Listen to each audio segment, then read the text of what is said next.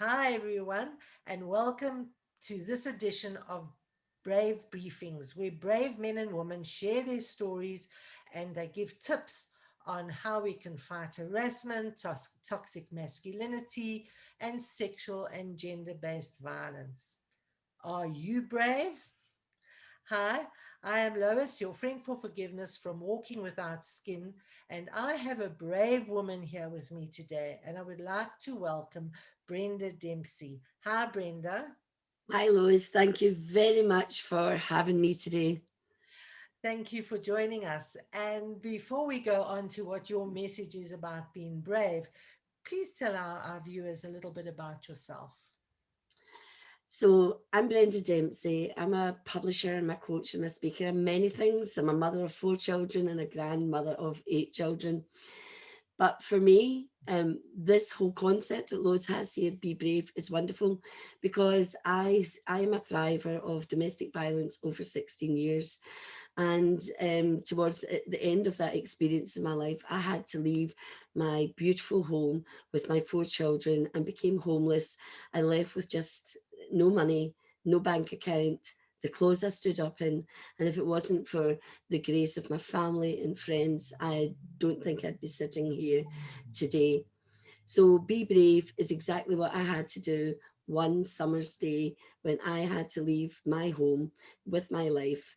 In order to continue and pursue my dream of becoming a teacher, because at that very time I was about to enter into the final year of 5 years of training to become a teacher. So I had to dig very, very deep to be brave. So I love speaking about all the aspects of what it takes to be brave. Fantastic. And I'm so sorry that you had to go through that terrible ordeal in order to get there. So you've got a saying about brave. What is your saying?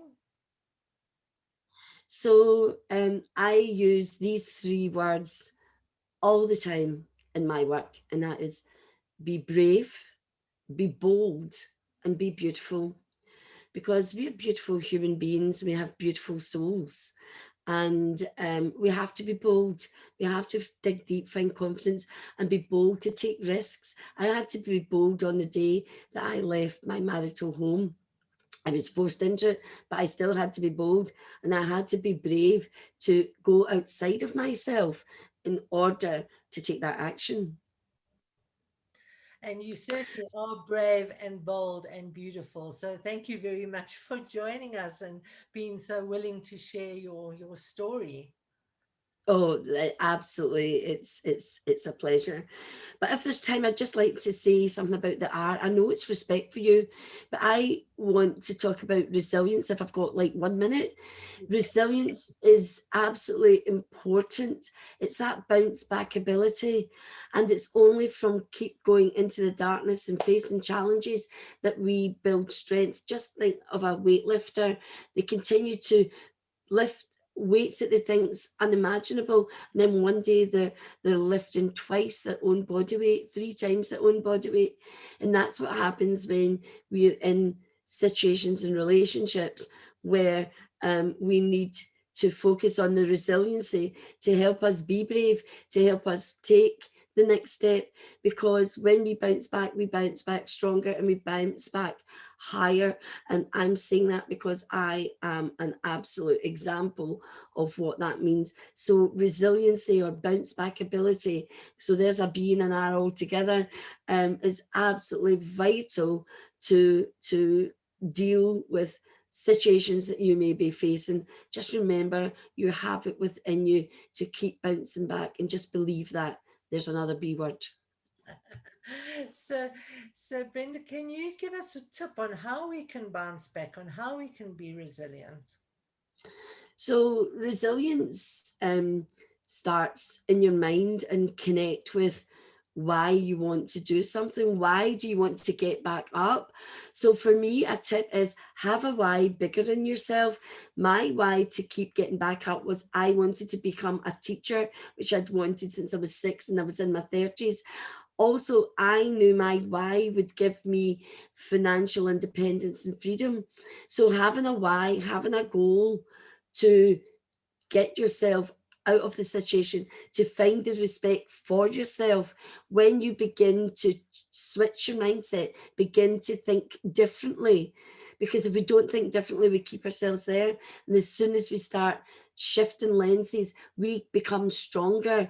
And then when we respect ourselves more, then we can stand up and we bounce back. And, it takes being brave to be able to voice how you feel, and not be pointing the finger at the other person, but it's about you. And when you take responsibility, another R word, when you take responsibility for yourself and say no, no more, enough, then you do keep bouncing back, because there's always light at the end of the tunnel, because nothing lasts forever. Great. It's so true. It's taking responsibility. And also, you mentioned having self respect. So there comes the R for respect for me. It's not only Yes, respecting the person or the people around you, it's self respect. And as yes, absolutely. and as you said, you can get that self respect by having goals and then working towards your goals. And in that process, you bounce back. Absolutely, and sometimes it can take a while. If you're in a toxic relationship, let me tell you, it can take a while to get self-respect back. But how do you eat an elephant? One bite at a time. How do you walk 1,000 miles? One step at a time. And when you can, oh, I'm feeling quite emotional there.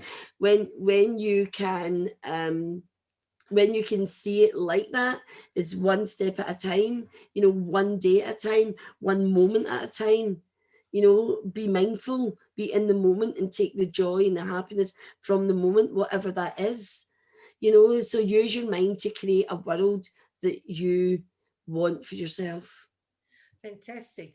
So you were brave in that you stepped out of and certainly not an ideal situation. What was that first step that you took to be brave? Oh, it was, I have a saying, which is enough is enough is enough. And we all have a breaking point.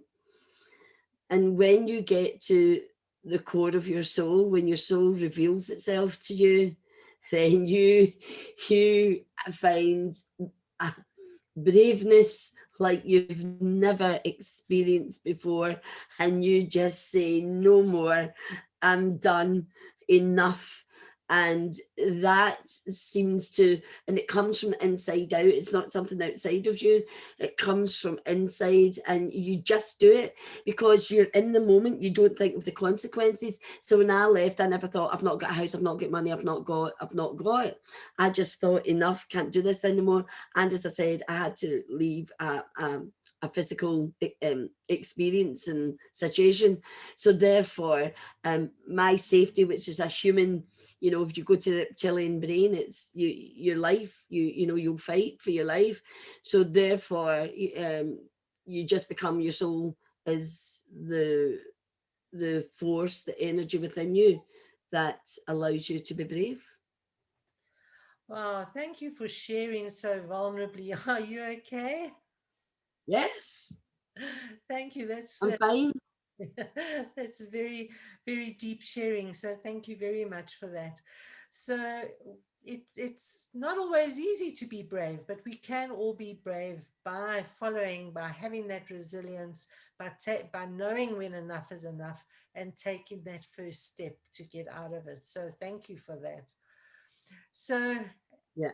viewers, you too can be brave and you can fight the scourge, this pandemic of violence and sexual violence and domestic violence and gender based violence. So please contact me. I'm sure you can contact Brenda as well. We'll put her contact detail below. You can contact me on Walking Without Skin, and do join us. Be bold, be brave, and fly free. Oh, how beautiful. There we go. Lovely. Thank you very much for joining us, Brenda. Any last words? Just be yourself. be yourself, be true to who you are. And when you step into who you truly are, then life changes so much. I cannot impress on you enough, because that's what happened for me. And then, you then can become the creator of your life. You have that power within you. Thank you very much, Brenda. Thank you, everybody. Tune in again for another Brave Briefing. Bye. Bye.